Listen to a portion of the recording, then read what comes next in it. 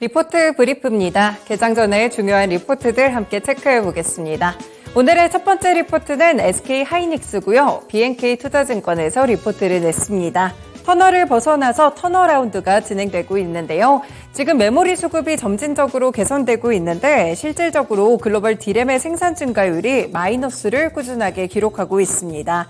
재고가 정상화되는 과정 이후에 성수기에 진입하게 되면서 고객사들은 재고 축적을 하려는 수요로 이어질 수 있을 것이라고 보고 있는데요. 이와 더불어서 분기 매출도 성장하고 있습니다. 한 가지 모멘텀을 더 보시면 바로 DDR5인데요. DDR5의 시장을 선점해 나가고 있고요. 특히나 DDR4 대비했을 때 가격 프리미엄이 크게 증가했다고 보실 수 있겠습니다. 하반기 DDR5의 비중은 50% 이상이 될 것으로 보면서 시장 선점을 통한 수혜로 이어지고 있습니다. HBM은 인공지능 서버의 고성장으로 향후에 빠르게 성장할 수 있을 것이라고 봤고요. 그래서 최근에 단기적으로 차익 실현이 또 주가 조정을 받았을 때 어느 정도 주가 매수를 할 수 있는 기회로 작용할 수 있다고 봤고, 이에 따라 목표 주가도 14만 원까지 상향 조정했습니다.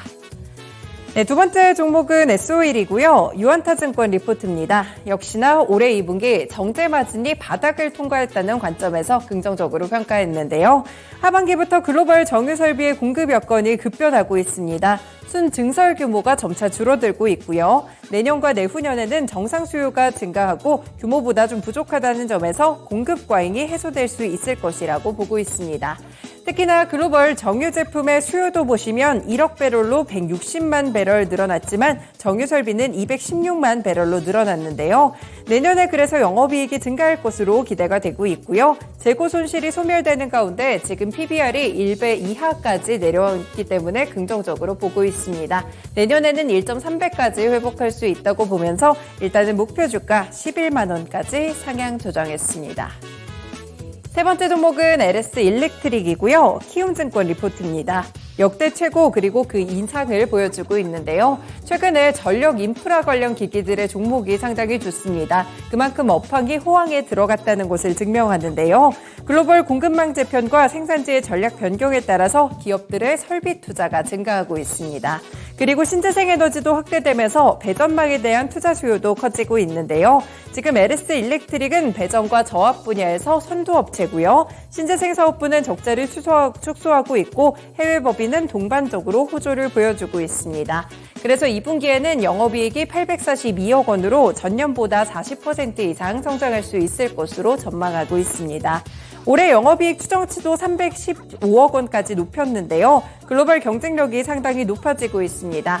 역대 최고 실적이 예고가 된 상황 속에서 하반기에도 전력 인프라 중심으로 성수기 효과를 누릴 것이라고 평가를 받습니다.